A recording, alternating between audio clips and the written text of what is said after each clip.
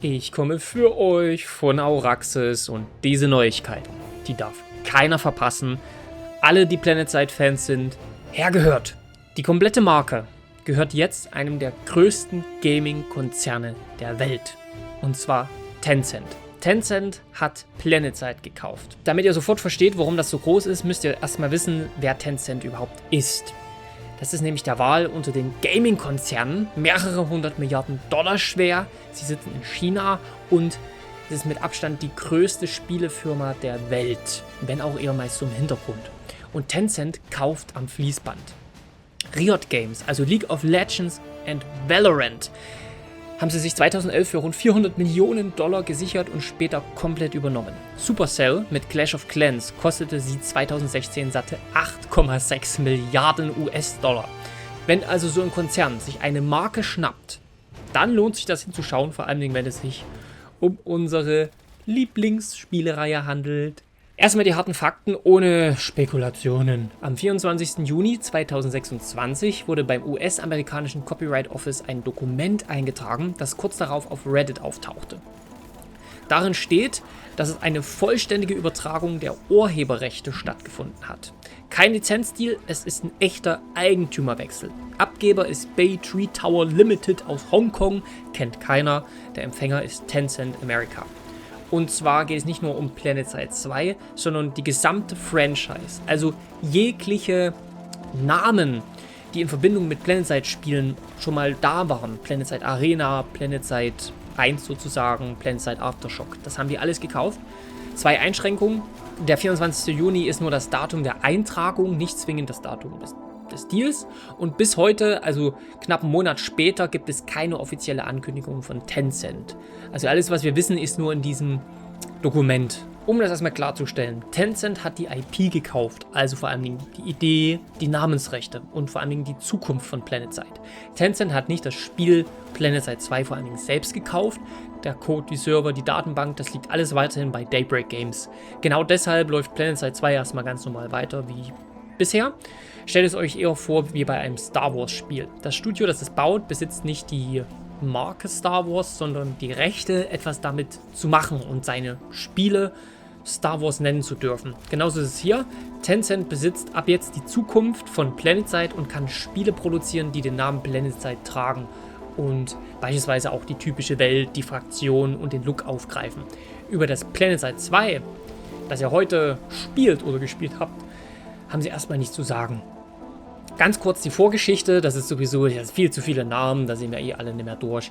PlanetSide kam ursprünglich von Sony Online Entertainment raus. Später hat es dann Daybreak Games alles übernommen und Daybreak Games wiederum wurde dann Teil des Konzerns EG7. EG7, die sitzen übrigens in Schweden. So, und 2024 hat dann EG7 die Rechte von PlanetSide für 6 Millionen Dollar abgestoßen an so eine private Investmentfirma. Die heißen Astrapto Capital und die sind auch verbunden mit Bay Tree Tower, die jetzt sozusagen PlanetSide an Tencent weiterverkauft haben. So. Und damals war das eine reine Spekulation auf Wertsteigerung. Also dieses Astrapto Capital, die haben dann einfach recht günstig PlanetSide als IP eingekauft, haben jetzt eine Weile gewartet, bis eben ein großer Fisch vielleicht anbeißt und jetzt hat der Fisch angebissen, nämlich Tencent. Und reden wir doch mal darüber, warum vielleicht Tencent PlanetSide gekauft hat, warum die gerade das haben wollen. So riesig Tencent ist, ihre größte Schwäche im Westen ist ausgerechnet, dass ihnen eine eigene, bekannte westliche Marke fehlt. Vieles in ihrem Portfolio gehört ihnen nur zur Hälfte oder es sind austauschbare Mobile-Titel. Und nach zuletzt ihrer enttäuschenden eigenen Spielen suchen sie gezielt nach bewährter Marken-IP zum Zukaufen. Und jetzt schaut euch PlanetSide an, eine echte westliche Sci-Fi-Marke, über 20 Jahre alt, mit einem Namen, den Shooter-Fans oft kennen und praktisch ohne direkte Konkurrenz im Genre. Für rund 6 Millionen Dollar, also wahrscheinlich haben sie es für ein bisschen mehr Geld eingekauft, ist das schon ein Schnäppchen. Und es ist gut möglich, dass Tencent PlanetSide gar nicht in erster Linie gekauft hat, um jetzt noch PlanetSide 2 zu retten, sondern schlicht, um sich eine bekannte westliche Marke ins Regal erstmal zu stellen. Ja, was baut Tencent an Shootern so selbst, wenn sie selbst ran müssen?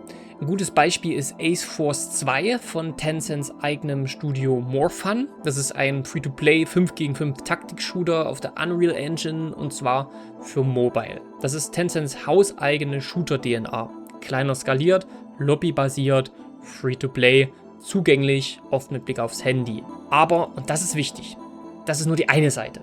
Die großen PC-Hits in Tencents Portfolio, Warframe, Path of Exile, League of Legends, die kommen von übernommenen westlichen Studios, die Tencent erstaunlich in Ruhe arbeiten lässt. Tencent bringt dort vor allem Geld und weltweite Reichweite rein, nicht die Vorgabe, wie das Spiel auszusehen hat. Und damit sind wir bei der Frage, um die es eigentlich geht. Nicht, ob Tencent etwas macht, sondern in welcher Form kommt denn vielleicht ein weiterer PlanetSide-Titel. Ja, fangen wir mal an mit Variante A. PlanetSide landet bei einem internen Studio, wie beispielsweise Morfun. Dann geht die Reise Richtung kompakt, lobbybasiert, mobile-freundlich. Näher an Ace Force als an dem PlanetSide, das wir alle lieben. Aber ich finde, die Variante ist nicht so sinnvoll, weil wenn es ein Spiel gibt, eine Spielereihe, die sich eigentlich sehr, sehr schlecht dazu eignet, sie auf Mobile umzumünzen, dann ist es doch PlanetSide. Weil PlanetSide macht ja Massenschlachten aus.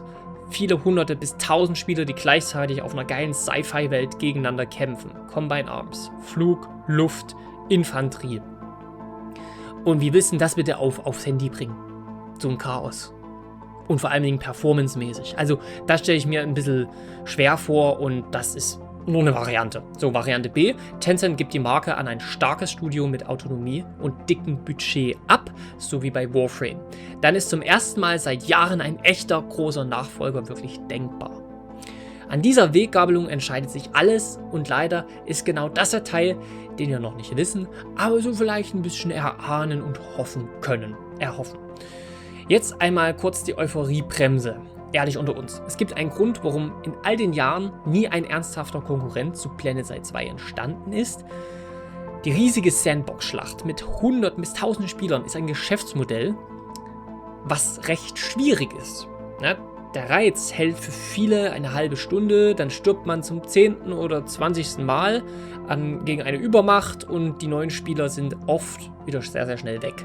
Das Problem war nie die Werbung, sondern immer, neue Spieler zu halten. Und zur Monetarisierung, PlanetSide 2 ist ja längst oder schon immer Free-to-Play gewesen, mit optionaler Mitgliedschaft und einem Kosmetikshop. Aber das ist ein sehr altes, eher mildes Modell. Ein moderner Tencent-Titel würde mit hoher Wahrscheinlichkeit deutlich aggressiver monetarisieren. Ne, sowas wie Battle Pass, Season-Modell, ein dickerer Shop, das ist einfach heute Standard. Und Tencent hat ein ziemlich gutes Timing, denn meine Hoffnungen für PlanetSide 2 und so weiter, die waren jetzt ziemlich am Boden, genauso wie das Spiel leider selbst. Wie ihr euch vielleicht erinnern könnt, es gab mal 2 europäische Server, Miller und Cobalt.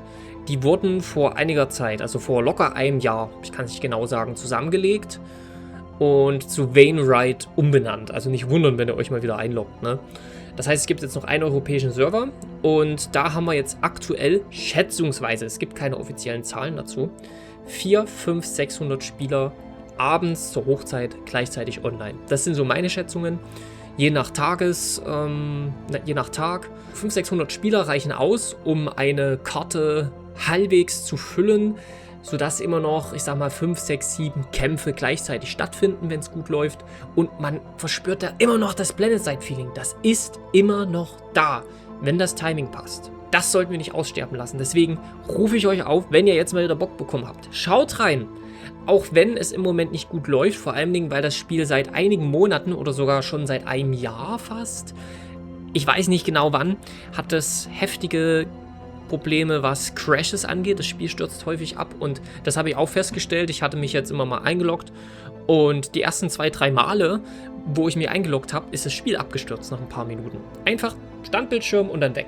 Hat sich einfach verabschiedet. Und ja, dann ist man ein bisschen geduldig und nach dem 3., 4. Mal klappt es und es läuft auch mehrere Stunden ohne Probleme weiter.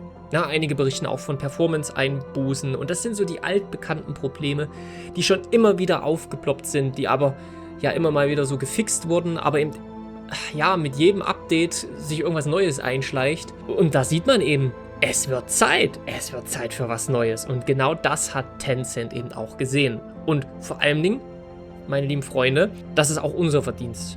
als Community, als Fans, auch wenn viele von uns vielleicht nicht mehr aktuell spielen. Aber in unserem Herzen sitzt dieses Spiel, diese Franchise drin und wir warten darauf. Tausende, Hunderttausende auf etwas Neues, auf etwas Vergleichbares, auf einen Nachfolger. Das hat Tencent gesehen, das hat den Appetit von Tencent geweckt und deswegen lohnt es sich auch immer mal wieder reinzuschauen in PlanetSide 2, auch wenn es gerade nicht gut läuft, um einfach Interesse zu zeigen. Und Leute, wir können uns auf die Schulter klopfen, denn wir haben so lange durchgehalten, das Spiel so lange begleitet, dass es so lange überlebt hat und jetzt eben Interesse eines großen Fisches geweckt hat. Und jetzt meine ganz persönliche Einschätzung, ausdrücklich als meine Meinung. Am PlanetSide 2, das wir kennen, wird sich meiner Ansicht nach natürlich nicht mehr viel ändern.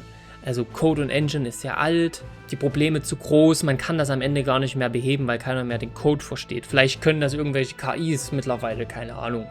Meine Wette ist, Tencent wagt einen zweiten Anlauf und zwar eher im Stil von PlanetSide Arena. Die großen Schwächen von PlanetSide 2 gezielt beheben, also Einstiegshürden, Unübersichtlichkeit, das fehlende Matchmaking und daraus PlanetSide-typische Massenschlachten machen, aber eben in einem gewissen Modus, in verschiedenen Modi, mit frischer Sci-Fi-Grafik, aber eben lobbybasiert und zugänglicher.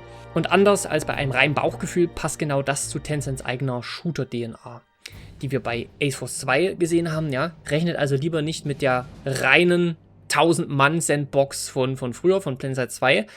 Aber, und das meine ich ernst, wenn es einen Investor auf der Welt gibt, der das Geld für einen wirklich würdigen PlanetSide-Nachfolger hätte, also einen PlanetSide 2-Nachfolger vor allem, dann ist es Tencent.